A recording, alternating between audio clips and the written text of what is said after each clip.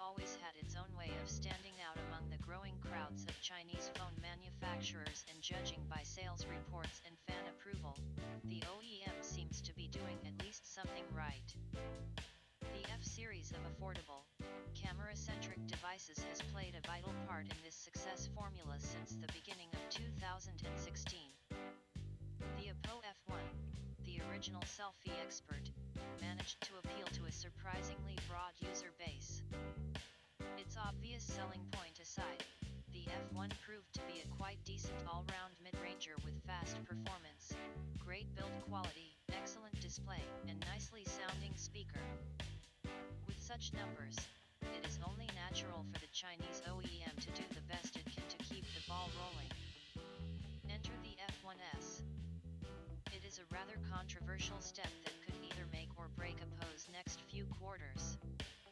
Instead of leaning on the popularity of the F1 Plus formula, Oppo apparently decided to bring its prices back down again and refocus on the budget segment.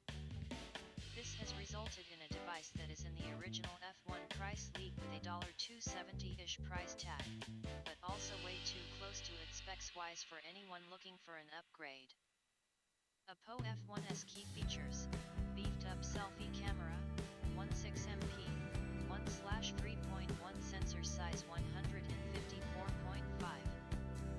x76 x 7.4 mm, 160 grams body 5.5, 720 x 1,080p x LCD with 267 ppi, 2.5D scratch resistant glass color OSV 3.0.0i, based on Android 5.1 Lollipop, very quick and accurate fingerprint reader in the home button, MediaTek MT6750 chipset, octa-core 1.5 GHz Cortex A53 CPU, Mali T860MP 2 GPU, 3GB RAM 13MP, f/2.2 camera with 1/3 sensor size, 1080p at 30 fps video recording and phase detection autofocus, single LED flash, free 2GB of built-in storage and a dedicated microSD card slot, dual SIM connectivity, LTE Cat.6, 300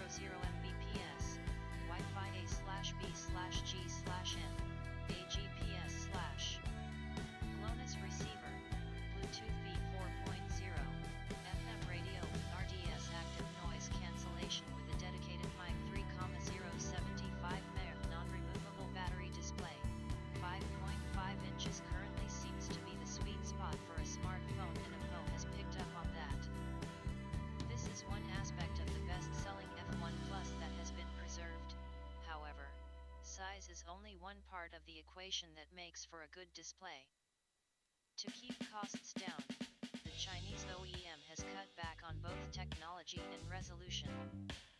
The Oppo F1s ditches the superior AMOLED panel of the F1 Plus and relies on a much simpler LCD one, just like the original. While there is nothing wrong about that, the 720p resolution is stretched a little thin on the large area, making for a noticeable decrease in quality compared to the original. There is still no pixelation or any noticeable fuzziness unless you look close, but there is a slight bump down in sharpness. The panel used in the F1s also seems to be pretty close regarding performance to that in the original F1. It gets fairly bright at 420 nits, and the contrast is decent at 933:1. When showing an all-black image, there is almost no light bleeding from the backlight either. So overall, the screen may not be the best one we have seen, but it's still decent